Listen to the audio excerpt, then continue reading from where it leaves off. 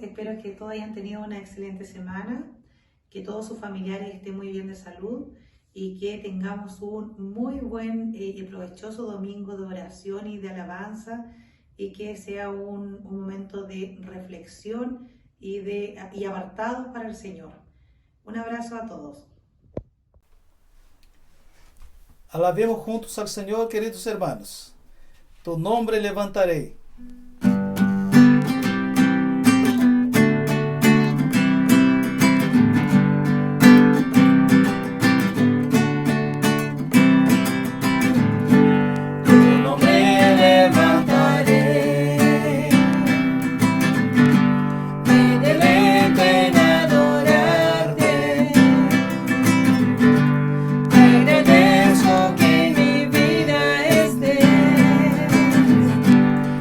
Que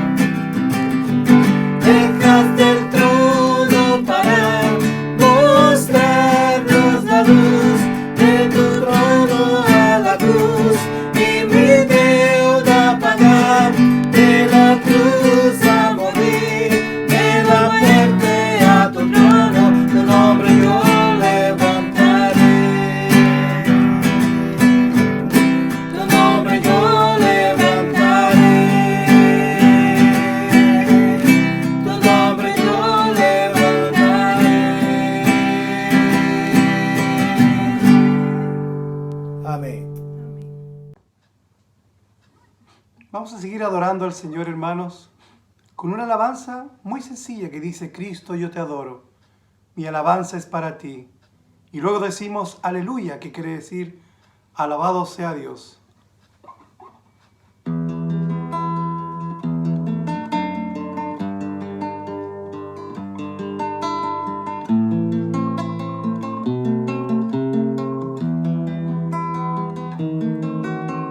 Cristo, yo te adoro, mi alabanza es para ti. Cristo, yo te adoro, mi alabanza es para ti. Aleluya, aleluya, aleluya, aleluya, aleluya, aleluya, aleluya, aleluya. Cristo, yo te adoro, mi alabanza es para ti.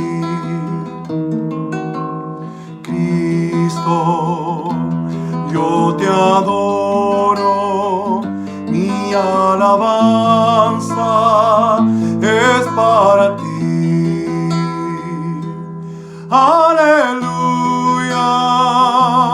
aleluya, aleluya, aleluya,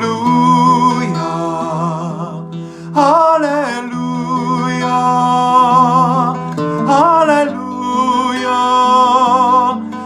aleluya, aleluya.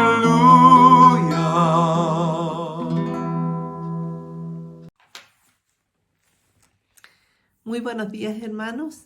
Les saludo en el amor del Señor y deseo que estén todos muy bien.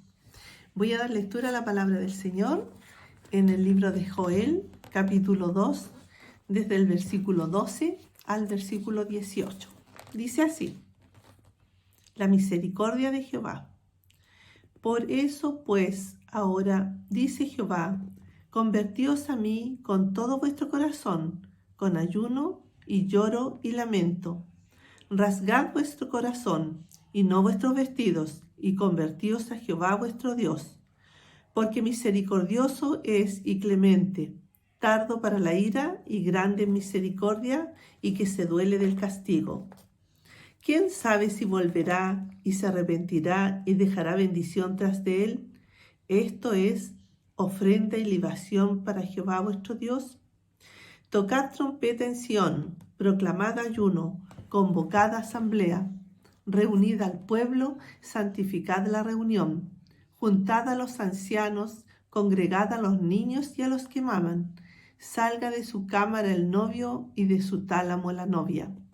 Entre la entrada y el altar lloren los sacerdotes, ministros de Jehová, y digan: perdona, oh Jehová, a tu pueblo y no entregues al oprobio tu heredad, para que las naciones se enseñoreen de ella.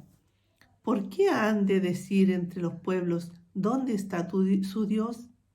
Y Jehová, solícito por su tierra, perdonará a su pueblo. Damos gracias al Señor por su palabra, porque nos alienta y que debemos nosotros estar siempre orando al Señor. Y vamos en este momento, vamos a confesar todo nuestro pecado. Así que voy a orar, hermanos, en la confesión de pecados. Padre bondadoso, te doy gracias, Señor, por el día que usted nos da de vida. Le doy gracias, Señor, por su amor, por sus cuidados cada día para con nosotros. Gracias, Padre, por el privilegio que tenemos de ser sus hijos y por poder tener, Señor, el tiempo de clamar a usted, Padre. Gracias, Señor, porque aún con nuestra maldad, usted nos mira con amor, Señor. Cada día Cada día usted nos provee, nos ayuda. Y Señor, son tantas las cosas que usted siempre nos bendice. Perdone todas nuestras faltas, Señor. Perdone todos nuestros pecados, porque siempre fallamos ante usted, Señor. Siempre estamos cometiendo faltas, Señor. Siempre pecamos de una u otra forma, Padre. Por eso nos presentamos ante usted, Señor, para que nos limpie, nos perdone, Señor, y nos ayude cada día, Señor, para que nos libre, Señor, de toda tentación y que podamos, Señor, darnos cuenta cuando estamos fallando, Señor, y podamos inclinarnos ante su presencia. Límpianos de toda nuestra maldad, Señor, y ayúdenos, Señor. Bendiga a cada uno de mis hermanos, padres, en el nombre de Cristo Jesús. Amén. Que el Señor les bendiga grandemente, hermanos.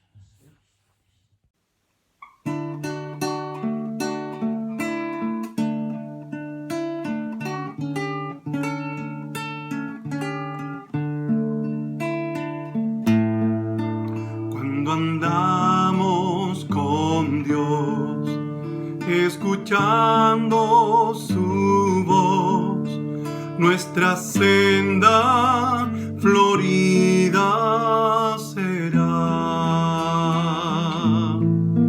Cumpliremos su ley, porque es nuestro Rey, y su amor siempre nos guiará. Obedecer y confiar en Jesús es la senda marcada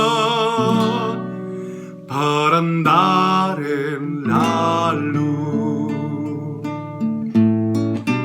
Cuando Cristo murió, nuestro llanto enjugó. Proclamarle debemos doquier. Gozarán del amor del bendito Señor los que humildes le entregan su ser. Obedecer y confiar en Jesús es la senda marcada para andar en la luz. No podremos probar sus delicias sin par si seguimos mundando el placer. Disfrutamos su amor y divino favor al ser fieles en obedecer. Obedecer y confiar en Jesús es la senda marcada para andar en la luz. Obedecer y confiar en Jesús es la senda marcada para andar en la luz.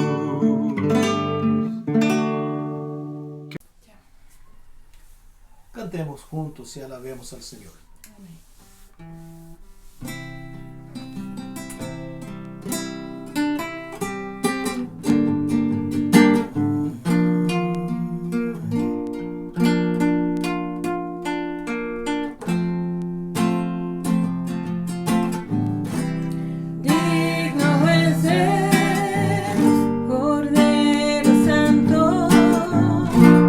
Santo, santo es Él.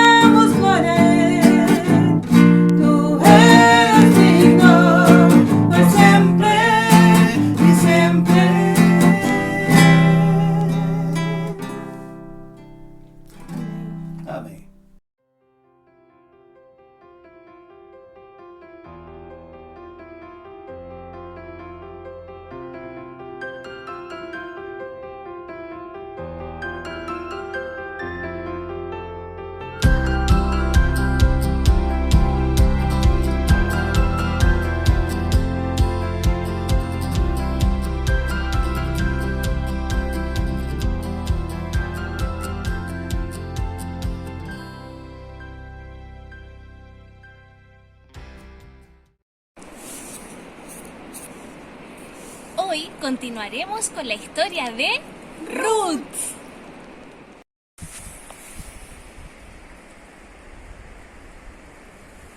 Hoy continuamos con la historia de Ruth. La semana pasada, Ruth no quiso abandonar a Noemí. Ruth vio en ella al Dios bueno, al Dios misericordioso, y quiso seguirla también. Y dijo, donde tú vayas, yo iré. Tu Dios será mi Dios. Y quedamos en que Noemí estaba orando por Ruth, que fue a buscar alimento. Veamos cómo continúa la historia. Traigan las espigas aquí. No se lo habría pedido si estuviera sola. Lo hago por mi suegra. Ella es muy vieja. No necesitas disculparte. Sé que el amo Boaz querría ayudarte. ¿Ves a esas mujeres? Son espigadoras. Muchas de ellas son viudas como tú. Síguelas y podrás quedarte con todo el grano que encuentres.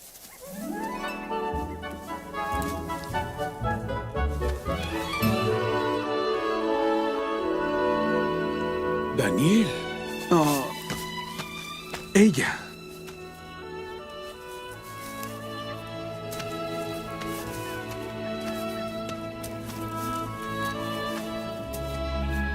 Hola. Solo quería decirte que... bueno, que eres bienvenida. Gracias, señor. Cuando bebites neceser... quiero decir, cuando tengas sed, ve al pozo. Mis hombres te darán agua.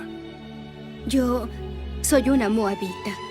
Tal vez no quieran hacerlo. Eso no importa, yo les ordenaré que te traten bien.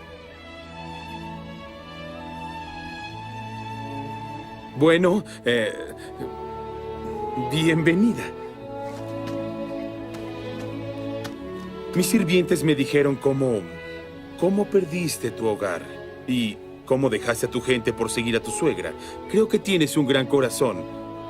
Que Dios te bendiga por ello. Gracias.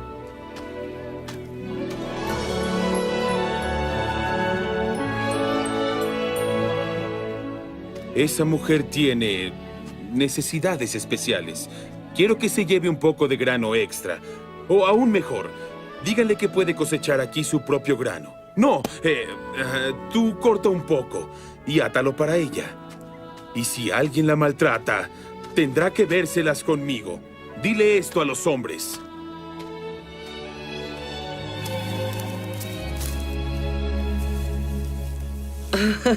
Todo eso en un solo día. El propietario de los sembradíos fue muy amable. Me dejó tomar todo lo que quise. Y luego me invitó a comer con él. Creo que las otras mujeres se sorprendieron mucho. ¿Quién es él? ¿Cómo se llama? ¿Vos ¡Vos! lo conoces? Ruth, cielo. Él es mi pariente más cercano. Oh, entonces, él debe desposarte.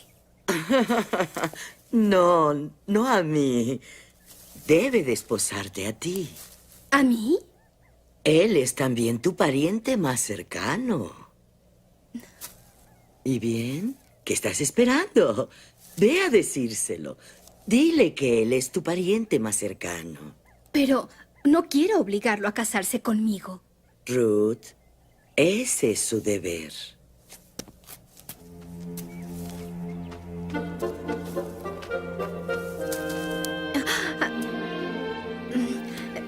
Amo vos. ¿Sí, Ruth? Qué lindo día, ¿no es cierto? Sí, es cierto. Sabe que la amo. Por eso es tan amable. Siente lástima por mí. Solo soy un pobre anciano. Qué tonto fui al pensar que ella podría enamorarse de mí. Pero si no le pregunto, jamás lo sabré. Solo puede contestar que no. Le pediré que se case conmigo. Lo haré.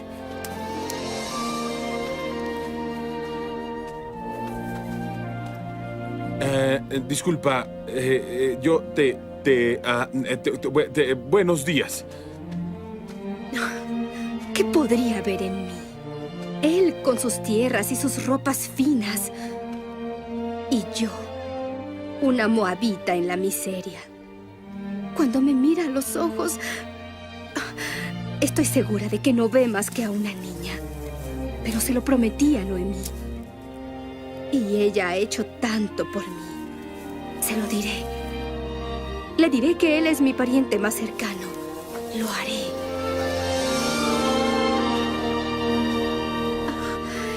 Buenas tardes.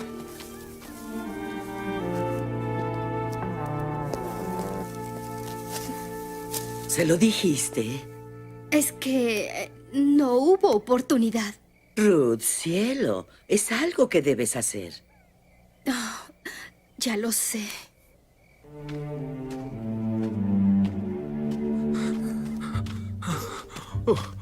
Oh, buenos días, ya ves.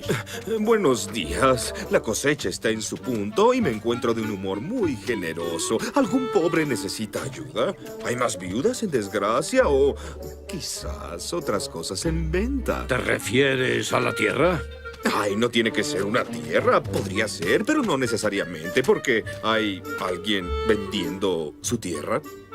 Nadie, por el momento. Oh, bueno, fue un placer hablar contigo. Adiós. ¿Por qué debo hablar con él esta misma noche? Porque es tu última oportunidad, Ruth. La cosecha se ha terminado y la espigadera está hecha. ¿Cuándo podrías verlo de nuevo? Pero la fiesta de la cosecha es para los trabajadores. Lo único que debes hacer es llamar su atención. Si no lo haces por ti misma, entonces hazlo por mí. Vos, ¿a dónde vamos? Ahora vuelvo. Sigan comiendo. Hay mucha comida.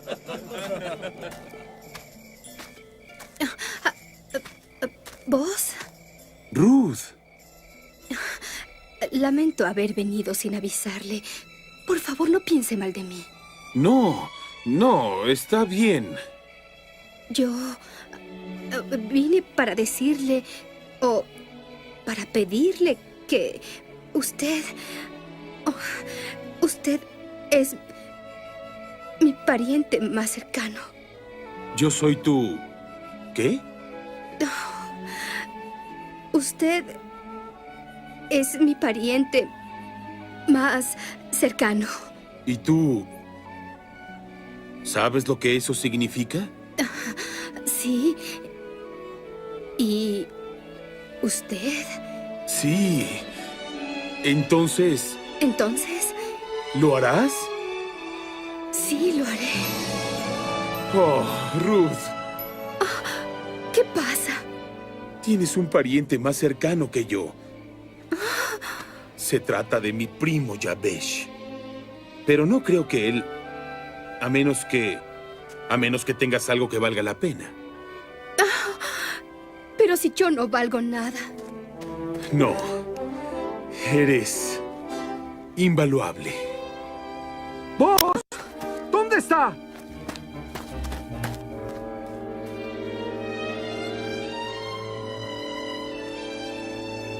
¿Mañana temprano? Es urgente, Josué, por favor. No es sencillo reunir a todos los ancianos, vos. ¿Podrías decirme de qué se trata todo este asunto? Voy a casarme. Bueno, eso creo. ¿No estás seguro? Sí, yo... quiero casarme con Ruth. Pero Yabesh es su pariente más cercano. Creo que tienes un problema. El esposo de Noemí, Elimelech, me dio esto antes de marcharse de Belén. Es la escritura de una gran tierra, una tierra realmente enorme. Si él lo desea, todo pertenecerá a Yabesh.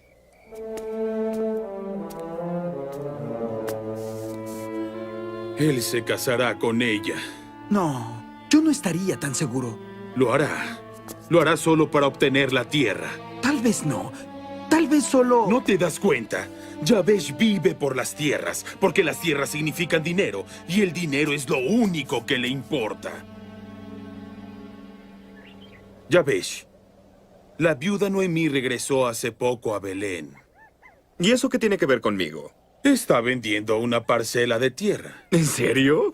Yo quiero comprarla, pero descubrimos que... Bueno, tú eres su pariente más cercano. ¡Sí! ¡Vaya, qué bien! Me alegra ayudar a esa pobre viuda. ¿Cuánto cuesta? Entonces, ¿quieres la tierra? Porque si no, la compraré yo. Ay, ¿por qué si no la compraré yo? Lo siento vos, querido primo, pero es mía esa tierra. ¿Entiendes lo que significa? Tú eres el pariente más cercano. Si aceptas la tierra, deberás tomar todo lo que viene con ella. Tráiganlo todo. Puedo comprar lo que yo quiera. Felicidades, primo Yabesh. Aquí está tu nueva esposa. ¿Mi nueva qué? Tu esposa. Es una viuda y tú su pariente más cercano. Ah, también tienes a Noemí como suegra. ¿También una suegra? Ambas necesitan ropas nuevas, por supuesto. Y también habitaciones separadas. Tendrás que comprar una casa más grande. ¿Una casa más grande? Oh, no te preocupes. Dale a Ruth algunos miles de ciclos y ella la decorará en menos de lo que piensas. ¿Algunos miles de...? Oh, ay, esto es un atropello. Aún no me caso y ya estoy en quiebra. Espera que tengas 6 o 7 hijos. Esa es la parte más costosa. Primo, vos, ayúdame. No puedo mantener a una familia. Debo pensar cómo administrar mi dinero. Oh, te la cedo. Trato hecho.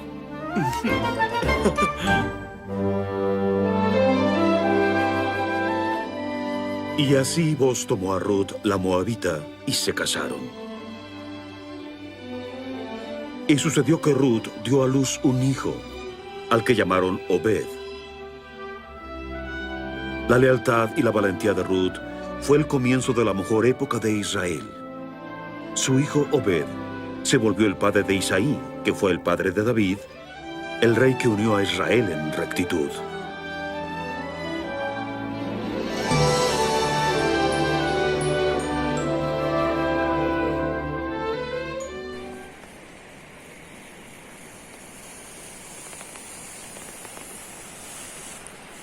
¡Qué increíble! ¿Se dieron cuenta el vuelco que dio la historia? Cuando todo estaba mal, cuando Ruth y Noemí estaban solas, sin familia, sin alimentos, Dios fue fiel y misericordioso. Les dio una nueva familia. Incluso llegaron a tener un hijo, Ruth y Boaz. Y crearon una nueva familia, un nuevo nieto para Noemí. Este niño pequeño le pusieron Obed. Entonces, cuando todo parecía malo, cuando parecía que nada tenía sentido y que la vida era cruel, Dios lo tenía todo bajo control. Incluso Obed es del linaje de alguien muy importante. Cuando Obed creció, tuvo hijos y sus hijos más hijos y así generación tras generación hasta llegar al rey David. Y luego esos hijos tuvieron más y más hijos, generación tras generación, hasta llegar a María, José y Jesús, nuestro Salvador. Allí podemos ver que Dios tenía todo bajo control y el corazón de Ruth, tan fiel, tan obediente a Dios, dio esos resultados. Dios los vio, Dios tuvo misericordia de ella y de toda su familia, a la vez de toda la humanidad y de nosotros también. Eso es lo que nos enseña la historia de Ruth. Y ahora los invitamos para que oremos juntos. Gracias, Señor, porque sabemos que eres fiel y siempre nos vas a cuidar. Gracias porque a través de la historia de Ruth, tú nos confirmas, Señor, que tienes el control de todo, incluso cuando las cosas parecen estar mal, cuando nada tiene sentido. Sabemos que tú vas a ver nuestra fidelidad y nuestra obediencia. Te pedimos que nos des a cada uno de los que estamos viendo un corazón tan fiel y tan obediente como el de Ruth. Gracias por enseñarnos estas cosas en el nombre de Jesús. Amén.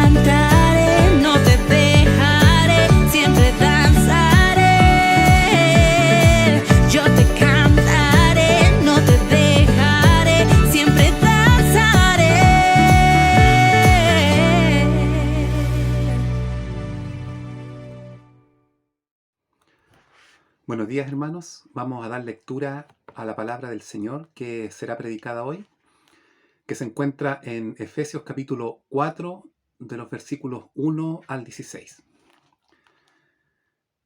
Yo pues, preso en el Señor, os ruego que andéis como es digno de la vocación con que fuisteis llamados, con toda humildad y mansedumbre, soportándoos con paciencia los unos a los otros en amor, solícitos en guardar la unidad del Espíritu en el vínculo de la paz, un cuerpo y un espíritu, como fuisteis también llamados en una misma esperanza de vuestra vocación.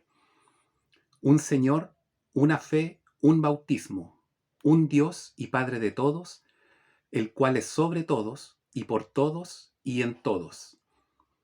Pero a cada uno de nosotros fue dada la gracia conforme a la medida del don de Cristo. Por lo cual dice, subiendo a lo alto, llevó cautiva la cautividad y dio dones a los hombres. Y eso de que subió, ¿qué es sino que también había descendido primero a las partes más bajas de la tierra? El que descendió es el mismo que también subió por encima de todos los cielos para llenarlo todo. Y él mismo constituyó a unos apóstoles, a otros profetas, a otros evangelistas, a otros pastores y maestros, a fin de perfeccionar a los santos para la obra del ministerio, para la edificación del cuerpo de Cristo, hasta que todos lleguemos a la unidad de la fe y del conocimiento del Hijo de Dios, a un varón perfecto, a la medida de la estatura de la plenitud de Cristo, para que ya no seamos niños fluctuantes llevados por doquiera de todo viento de doctrina, por estratagema de hombres que para engañar emplean con astucia las artimañas del error, sino que siguiendo la verdad en amor, crezcamos en todo en aquel que es la cabeza, esto es Cristo, de quien todo el cuerpo, bien concertado y unido entre sí por todas las coyunturas que se ayudan mutuamente, según la actividad propia de cada miembro, recibe su crecimiento para ir edificándose en amor. Que Dios bendiga la lectura de su palabra. Muy buenos días, queridos hermanos de la Iglesia Presbiteriana San Marcos en Copiapó, a los amigos que nos acompañan eventualmente, parientes desde lejos, desde cerca, la gracia del Señor sea con vosotros. Hermanos, mantengan sus Biblias abiertas en este texto que ustedes ya escucharon la lectura, Efesios capítulo 4, versículo 1 al 16. Y vamos a caminar juntos en esta conversación sobre la palabra de Dios. El título que pusimos el título en nuestra meditación de aprendiendo a desarrollar los dones, o también podríamos poner aprendiendo a caminar juntos en esta edificación de la iglesia. Y es interesante que este texto nos lleva en esta dirección. Todas las cartas del apóstol Pablo presentan un excelente equilibrio entre doctrina bíblica y responsabilidad. Y en el caso de la carta a los Efesios, este equilibrio se manifiesta de manera perfecta. En los 3 primeros capítulos, Pablo habla de la doctrina y de las riquezas que tenemos en Cristo Jesús. Mientras que en los 3 últimos capítulos, Pablo trata de nuestros deberes, responsabilidades en Cristo. Y en estas dos partes de la carta, las palabras claves respectivamente son riqueza y andar. Y es interesante que andar en unidad, capítulo 4, versículo 1 al 16, andar en pureza, capítulo 4, versículo 17, hasta el capítulo 5, 1 al 7, andar en armonía, 5, 18 hasta el 6, 9, y andar en victoria, capítulo 6, versículo 4 al 10.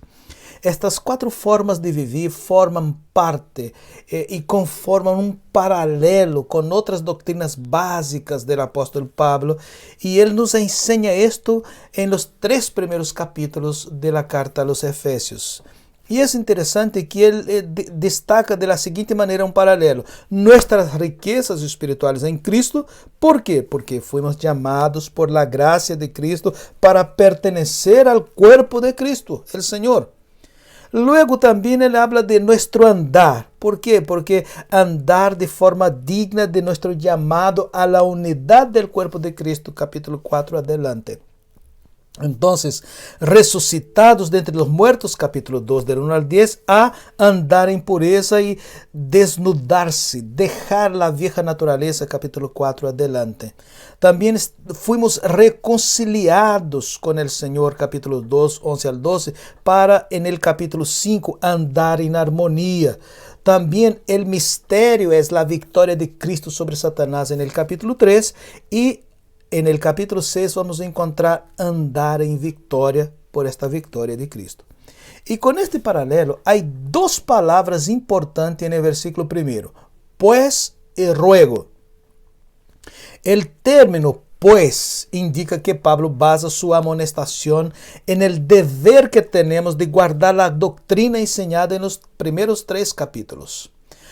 Y el término ruego indica que Dios en su amor nos motiva a vivir para su gloria, ya no como en el Antiguo Testamento, en donde el Señor decía a su pueblo, si ustedes me siguen, si ustedes me obedecen, si ustedes guardan mis mandamientos, yo les bendeciré. Sin embargo, ahora en el Nuevo Testamento, y lo que Pablo está diciendo en la carta a los Efesios es distinto. Ahora el Señor afirma lo siguiente, ya les he dado la bendición, ya les he dado el mayor regalo que es la misma persona de Cristo. Por lo tanto, por lo mismo, obedezcan como respuesta al amor de Dios y a la gracia de Dios. Dios nos llamó maravillosamente en Cristo y por esto es nuestra responsabilidad vivir a la altura de este llamado de Dios por nosotros y para nosotros. La idea central del texto es unidad. La idea central del texto es unidad. Nada de vivir adentro de la iglesia de Cristo con proyectos personales, con pensamientos particulares. Nada de tendencias interpretativas particularmente sin considerar el contexto general de la Biblia. Dios ya realizó en Cristo la unidad y la iglesia que no vive esta unidad es porque existen personas adentro de la iglesia que están queriendo llamar la atención más para sí que para Cristo. Y en la gran mayoría de las veces, personas con proyectos que están travestidos de buenas intenciones, de buenos ministerios. Y es interesante que las personas que no se someten a autoridad no sirven para ser autoridad dentro del cuerpo de Cristo. Porque todos adentro del cuerpo de Cristo deben estar sumisos a la autoridad de Cristo y a la autoridad que Cristo establece sobre la iglesia. Quienes no se someten a la autoridad no sirven y no serán llamados para ser autoridad. Nuestra responsabilidad como líderes y principalmente como presbíteros es guardar, proteger, preservar la unidad del cuerpo de Cristo. Cualquiera que sea la persona, y principalmente líderes, que estén actuando en contra de la unidad de Cristo, la unidad de la iglesia, está en desobediencia y según este texto está en pecado. Y para mejor comprensión, debemos considerar a 4 razones importantes para vivir en unidad. 4 razones que nos llevan en estas direcciones, 4 razones que nos llevan a estos principios de vivir la unidad del cuerpo de Cristo, que es la iglesia. Y la primera de ellas, de los versículos 1 al 3, es la gracia de la unidad. La gracia de la unidad, versículo 1 al 3. Desde luego, creo que la mayoría de ustedes que me están escuchando saben muy bien que unidad no es lo mismo que uniformidad. La unidad es de origen interior, parte desde adentro y se constituye de y en una gracia espiritual. Y es interesante que mientras que uniformidad es resultado de presiones externas, de principios externos, y Pablo usa el ejemplo del cuerpo para ilustrar la unidad. Cada parte del cuerpo es diferente de la otra y sin embargo todas ellas trabajan para el beneficio común del cuerpo. Con el fin de alcanzar la unidad del Espíritu, debemos nosotros como cristianos tener las gracias, por así decir, indispensables para ello. Y acá el texto nosotros encontramos 7 de estas unidades o de estas gracias que nos llevan a la unidad. La primera que nosotros encontramos en el texto es la humildad. Humildad es aquel sentimiento, aquella característica, aquel don que generalmente las personas pierden cuando descubren que tienen. Generalmente las personas pierden cuando descubren que lo tienen. Y es interesante, los demás hermanos generalmente perciben estas características en alguna persona, y cuando esta persona percibe, pierde. Ser humilde significa poner a Cristo en primer lugar, poner a los otros en segundo lugar, considerarnos en tercer lugar. No es una tarea fácil. Podríamos decir, existe de los que nos están escuchando alguna persona que es realmente humilde. Ser humilde significa conocer a sí mismo, aceptarse a sí mismo como es, o sea, que es para la gloria de Dios la vida de cada uno de los hermanos, y que Dios quiere incluso que reconozcamos nuestros dones.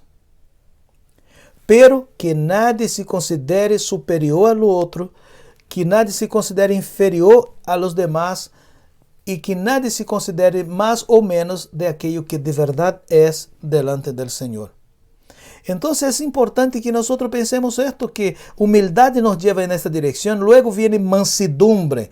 Mansedumbre que no debe ser confundida con debilidad, pues en realidad la palabra mansedumbre significa poder bajo control. Luego viene la longanimidad de la persona que es difícil de airarse. Luego viene la paciencia. Porque si nosotros hablamos de longánimo, personas que demoran para airarse, adentro de la iglesia a veces nosotros tenemos personas que se airan o quedan airadas a 180 kilómetros por segundo. Muy rápidamente. Muchas expresiones podríamos decir acá, pero la paciencia es la capacidad también de aguantar, y es una gracia que uno no puede ser ejercida sin amor, que es una de estas gracias que recibimos acá. Y luego viene la diligencia, que significa literalmente ser diligente, significa mostrarse deseoso, interesado en mantener y guardar la unidad del cuerpo de Cristo, y este esfuerzo es permanente. Y por último, de estas gracias mencionadas, por así decir, está la paz, que es la última de esta lista, y dice el texto que el vínculo de paz que excede el entendimiento humano, que sean la motivación que está en nuestro corazón para el servicio. Los motivos de guerras exteriores, de peleas exteriores entre los hermanos, tienen su origen en una guerra interior que esta persona está travando. Los hermanos que travam peleas consigo mismos não podem viver em paz com os outros hermanos. Solo quando a paz de Deus reina em nosso coração podemos produzir unidade. Quando não temos paz com Deus, jamás tendremos paz com os hermanos. A vezes nós estamos travando lutas tremendas adentro de nós por valores, princípios, situações. Nós nos quejamos e falamos tantas coisas. Estamos nesta pelea interior com nós mesmos e incluso com Deus. E se é assim, jamás tendremos paz com os hermanos. Por lo tanto, a segunda invitação del texto acá para caminar junto, aprendendo a caminar junto, nosotros hablamos ya de la gracia de la unidad, y la segunda característica, la segunda razón para caminar junto es el fundamento bíblico para la unidad. Versículo 4 hasta el versículo 6. Algunos cristianos inmaduros intentan unir a los cristianos de manera general diciendo, no, aquí nada que ver con doctrina nosotros, para nosotros lo que interesa es el amor. Dejamos doctrina a un lado, dejemos doctrina aparte y amemos los unos a los otros y con esto todo está bien. Es cierto que la Biblia dice que debemos amar los unos a los otros. La carta de Juan está llena de este mandamiento. Sin embargo, aquí es interesante que para esta unidad,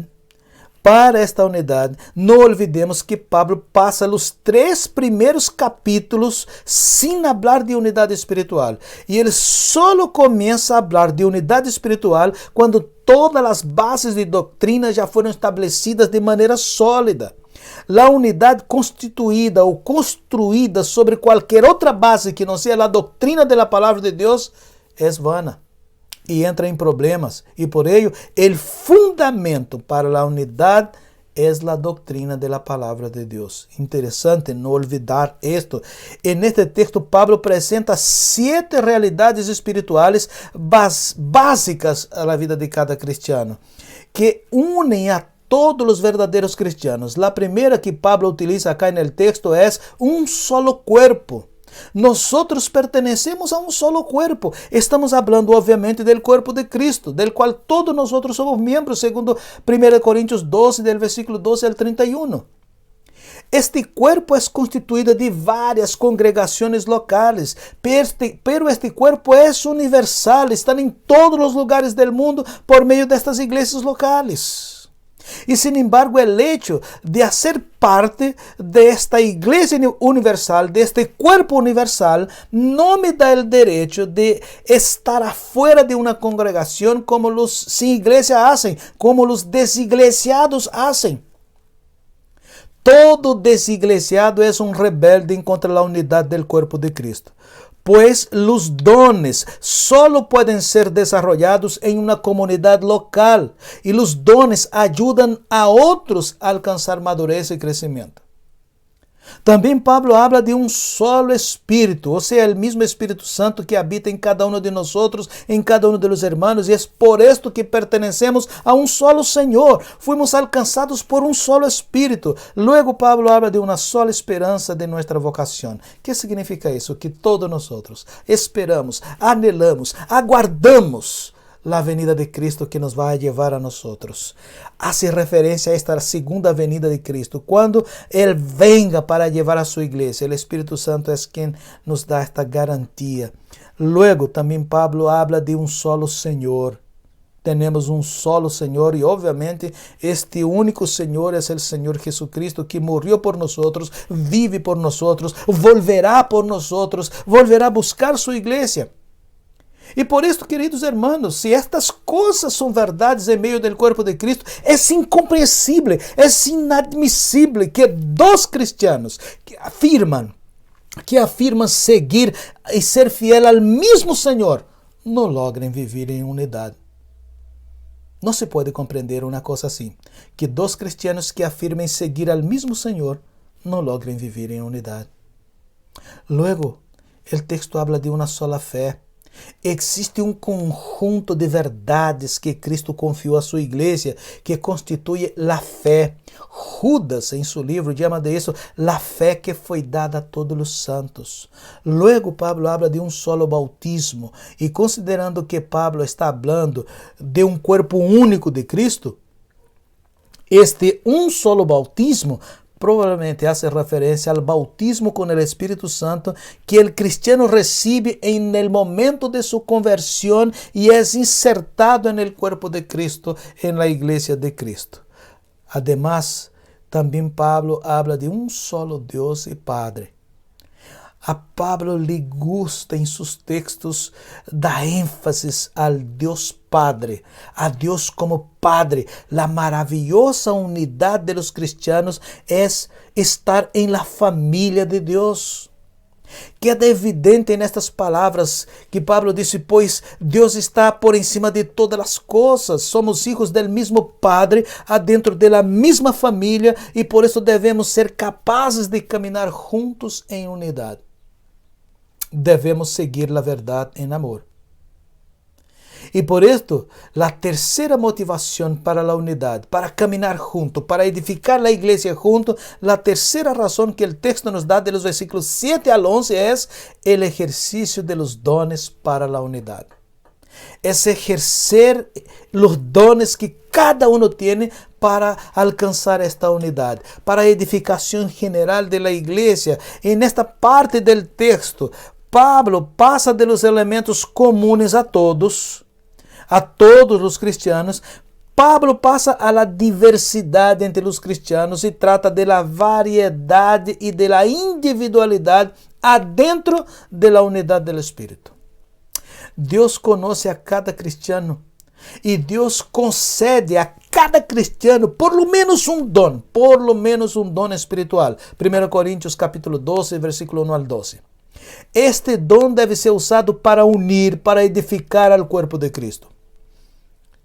Con este objetivo, el cristiano recibe el don. Debemos aprender a hacer la diferencia entre don espiritual y talentos naturales.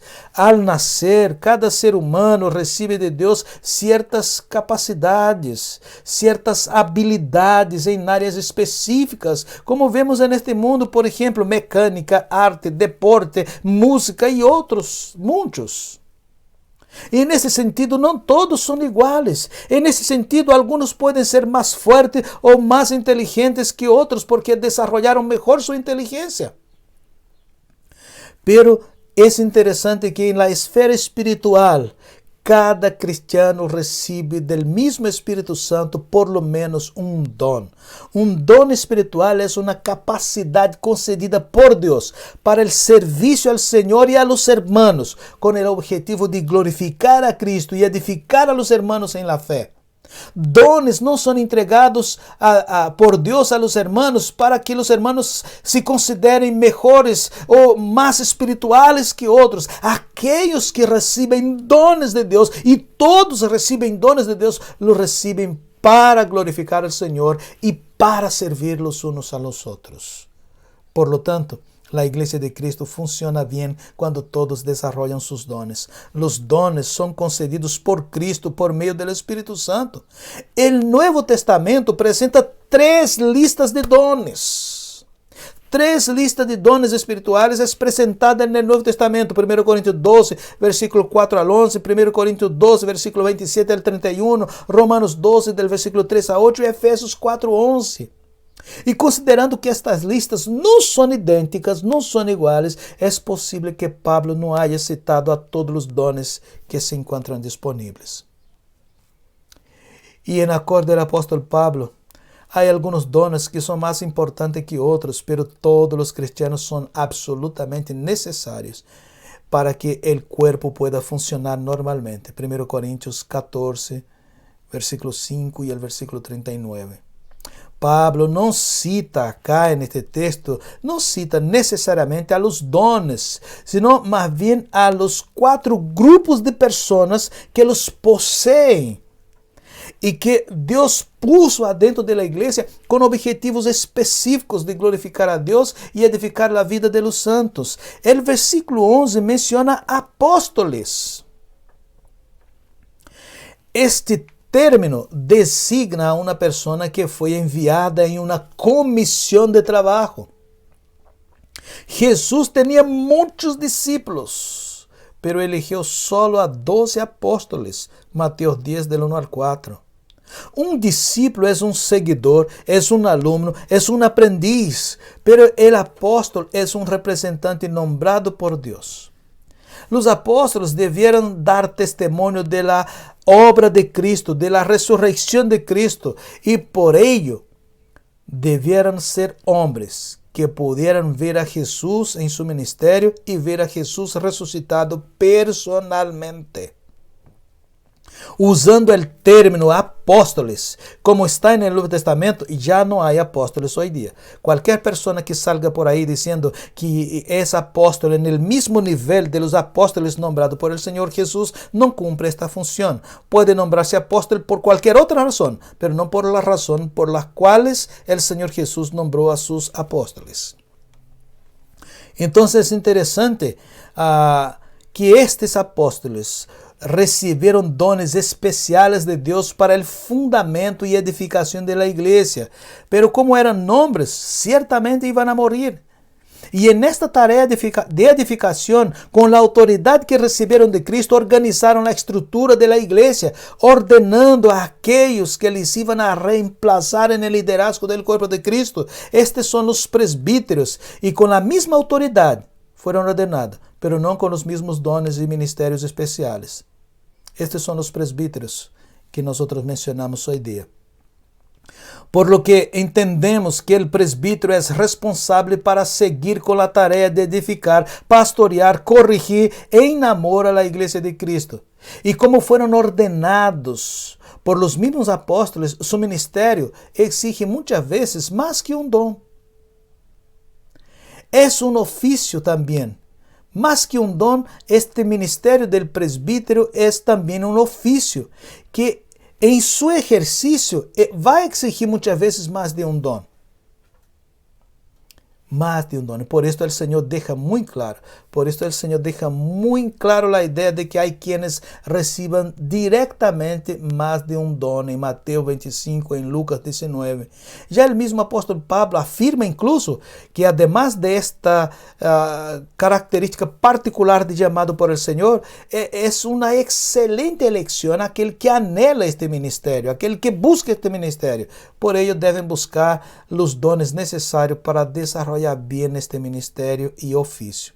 El presbítero debe ser capaz de dejar eventualmente intereses y pensamientos particulares en beneficio del cuerpo de Cristo. Su amor por la iglesia de Cristo va mucho más allá de sus proyectos personales, mucho más allá de que un deseo de ejercer poder simplemente.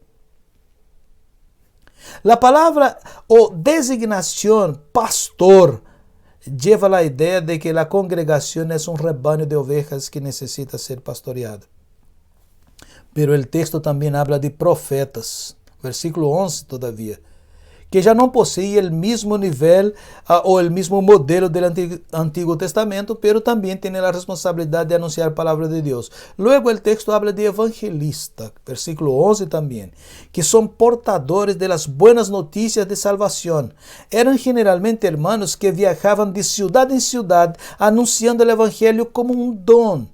Y aunque todos tenemos esta misma responsabilidad de anunciar las buenas noticias del Evangelio, la salvación en Cristo Jesús, hay personas que tienen don específicamente en esta área.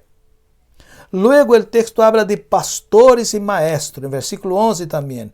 Esta expresión otros, que el texto dice a otros, está unida a los dos dones.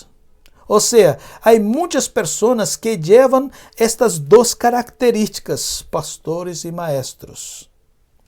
Pastores y maestros, el versículo 11 también, el hecho de que este pronombre otros no se repite entre estos dos términos indica que puede ser una persona que utilice estos dos dones o estas dos características delante del Señor. Importantísimo pensar en esta realidad porque el texto bíblico y los textos bíblicos van a identificar pastor y presbítero con el mismo nombre. Podríamos citar algunos textos acá, pero solo afirmar que el término es el mismo para pastor y presbítero. Entonces, y este ministerio es desarrollado por medio de la orientación de la palabra de Dios y ellos utilizan la palabra de Dios para alimentar el rebaño de Dios. Y la palabra de Dios ofrece la protección necesaria y la provisión necesaria para que la iglesia sea edificada por medio de los presbíteros que Dios pone adentro de la iglesia. Y es interesante que el cuarto y último elemento para que nosotros podamos andar en unidad, promover la unidad, caminar juntos como iglesia, edificarnos juntos como iglesia, es el crecimiento específicamente con base en la unidad. De los versículos 12 al 16, el crecimiento con base en la unidad. Crecer para estar unidos en Cristo.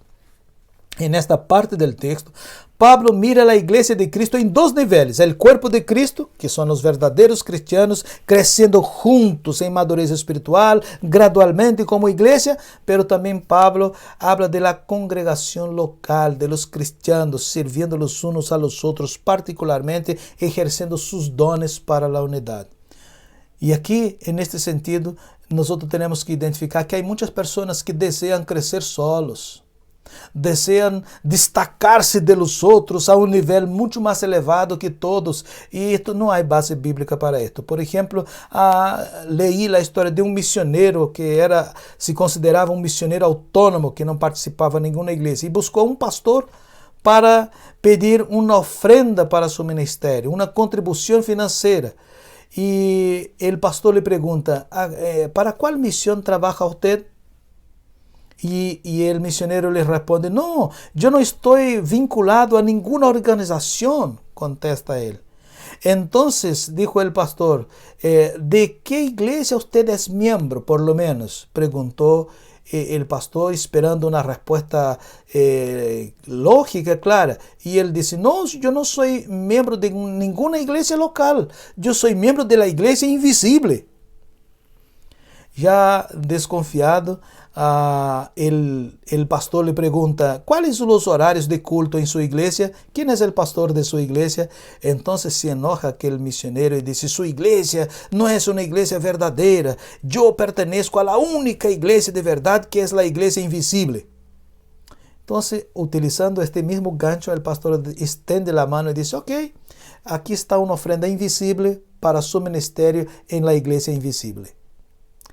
Obviamente, no estaba hablando una inverdad aquel pastor, porque la iglesia invisible es alimentada y es ministrada por medio de la iglesia visible. Posteriormente podemos identificar mejor esta idea de iglesia visible e invisible. Los líderes deben ser aptos para preparar a los santos para el ejercicio del ministerio, con vistas a la edificación del cuerpo de Cristo. Los miembros de la iglesia, atención, ojo con esto, los miembros de la iglesia generalmente contratan pastores para trabajar en la iglesia, pero debemos pensar muy claramente, la iglesia no contrata un pastor para hacer todo el trabajo que la iglesia tiene que hacer. Lo invitan para capacitarlo para que cada uno desarrolle su ministerio. Esto solo acontece por medio de la palabra de Dios. La iglesia sigue el liderazgo del pastor, sigue el liderazgo de los presbíteros, de los diáconos, de los profesores, y ellos pastorean y preparan a los hermanos para el servicio al Señor y a la iglesia. 2 Timoteo capítulo 3, versículo 13 al 17. La primera evidencia de crecimiento adentro de la iglesia es ser semejante a Cristo. Y aquí cabe hacer una pregunta. ¿Cuántos de los que nos están escuchando son semejantes a Cristo? La segunda evidencia de crecimiento es la madurez espiritual. Un cristiano inmaduro no alcanza el objetivo, no produce unidad. Un cristiano maduro no sigue los modismos que van apareciendo, él sigue solo la palabra de Dios. ¿Por qué hablo aquí de modismo, de que un cristiano maduro no sigue modismos? Porque generalmente los miembros de sectas religiosas no intentan ganar personas para Cristo. Tampoco les gusta organizar ministerios de asistencia en lugares pobres. ¿Por qué? Porque eles não possuem as buenas nuevas, as buenas notícias para levar a las personas que estão vivendo em miséria. Su gran blanco são os cristianos inmaduros. E isto explica o hecho de que as sectas religiosas estão llenas de pessoas que já perteneceram a uma igreja local. Especialmente de aquelas igrejas que não alimentavam seus hermanos com a palavra de Deus, con la palabra de Dios, con la doctrina de la palabra de Dios. Y la tercera evidencia de madurez es la verdad combinada con amor. El versículo 15 dice, siguiendo la verdad en amor. Verdad sin amor es legalismo brutal. Pero amor sin verdad es hipocresía. Otra evidencia de la madurez es la cooperación. Versículo 16. Como miembros de un solo cuerpo, el cuerpo de Cristo. En nuestra congregación pertenecemos los unos a los otros, influenciamos positivamente los unos a los otros, necesitamos los unos a los otros, y cada cristiano, por menor que se considere, posee un ministerio a realizar dentro del cuerpo de Cristo, que es la iglesia. La iglesia crece quando há pastores, presbíteros, diáconos, professores e hermanos que crescem.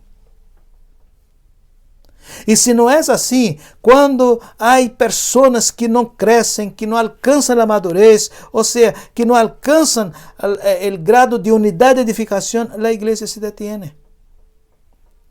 E por isso é importante identificar se usted es uno de los que están impidiendo el crecimiento de la iglesia por no haber alcanzado la madurez espiritual necesaria. El énfasis del versículo 15 es el amor. Es la verdad con amor. Y es interesante, hablando de amor, que el amor es el sistema que nutre el cuerpo. Así como la circulación del sangre activa y mantiene el cuerpo, el amor mantiene el cuerpo de Cristo. Hay evidencias científicas de que las guaguas que no recibieron cariño cuando nacieron no crecen normalmente, son más susceptibles a enfermedades, y ya los que recibieron cariño adecuado son mucho más fuertes. Lo mismo se aplica a los hijos de Dios. Un cristiano aislado no puede ministrar a otros, y menos ser ministrado por los otros por medio de los dones espirituales. Por lo mismo, la unidad espiritual no es una creación nuestra, es más bien una bendición que ya nos fue dada en Cristo, y debemos guardarla y protegerla. La verdad une, pero las mentiras dividen. Por ello, siguiendo la verdad en amor, caminemos juntos y edifiquémonos los unos a los otros para que todos podamos crecer y hacernos más semejantes a Cristo, caminando juntos en unidad. Que Dios, con su gracia, con su infinito amor, nos bendiga y nos guíe siempre en esta unidad.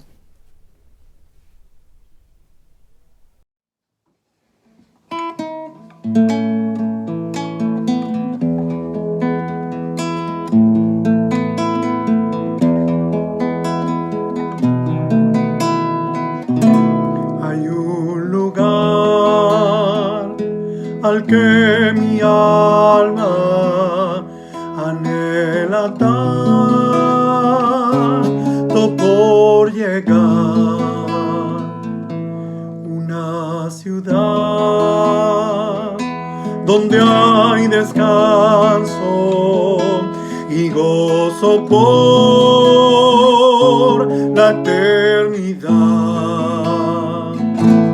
Sé que pronto allá estaré, con mis ojos yo veré aquel que vino a rescatarme para llevarme allí con él. He aquí que la presencia del Señor, por en medio de los hombres que Él salvó, ellos son su pueblo y Él su eterno Dios. La ciudad de Dios es lo que anhelo yo.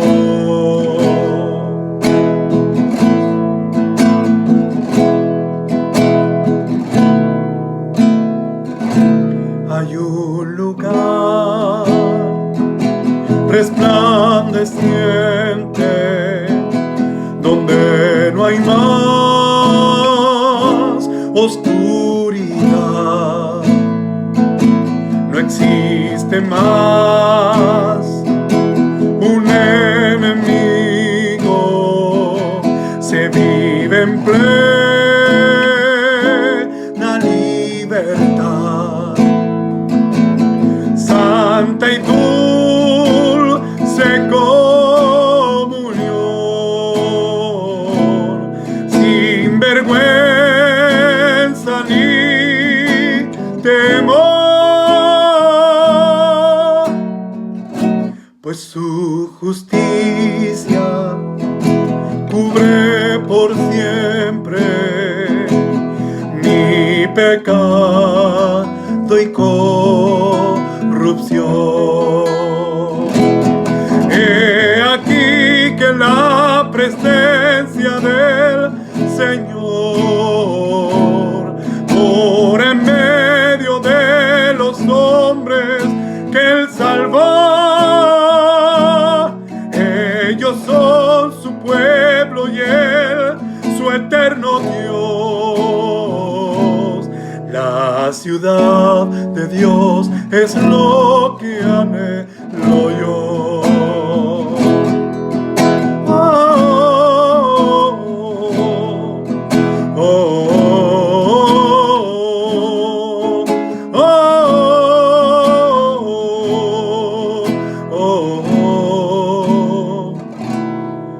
un lugar donde su gloria satisface el corazón. Recibiré la recompensa, me abrazará mi Salvador. No hay más llanto ni dolor, no hay más pruebas ni aflicción. La muerte es solo una memoria, recuerdo de la redención. He aquí que la presencia del Señor mora en medio de los hombres que Él salvó. Ellos son su pueblo y Él su eterno Dios. La ciudad de Dios es lo que anhelo yo. La ciudad de Dios es lo que anhelo yo.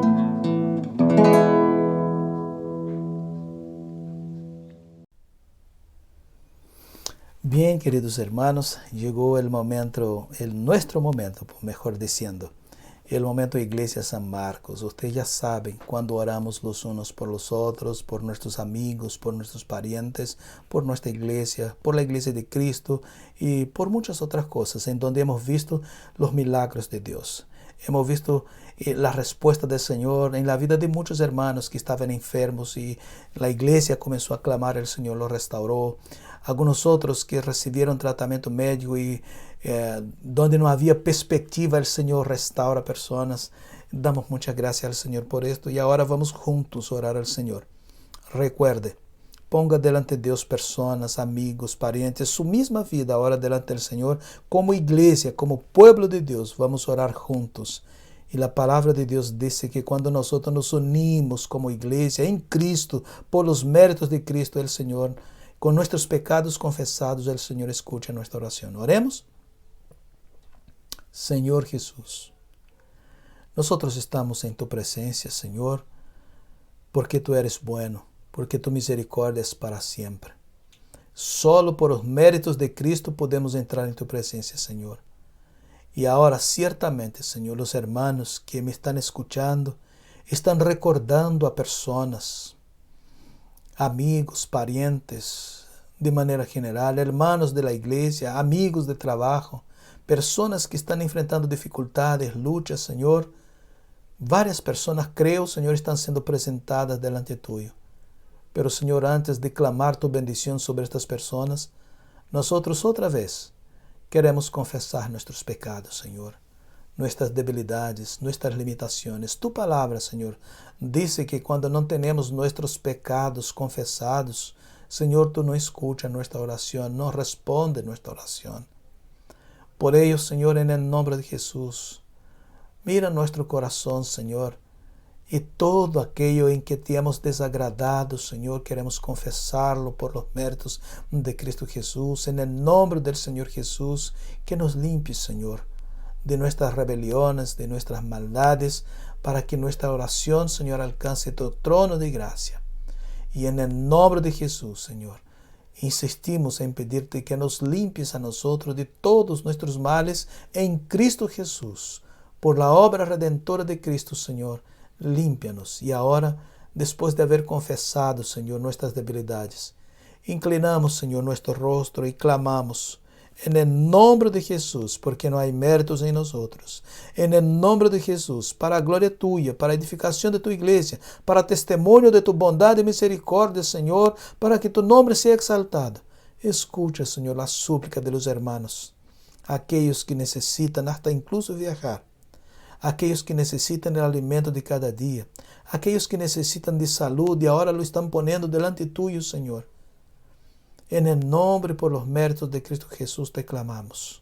Clamamos por ellos. Clamamos por nuestras familias, Señor, particularmente cada una de nuestras familias. Que tu gracia sea revelada en nosotros. Señor, tu nombre sea glorificado en nosotros siempre para gloria tuya. Y que la gracia del Señor Jesús y el amor de Dios nuestro Padre y la consolación y comunión en el Espíritu Santo sea con vosotros, hermanos, hoy y siempre. Amén y amén.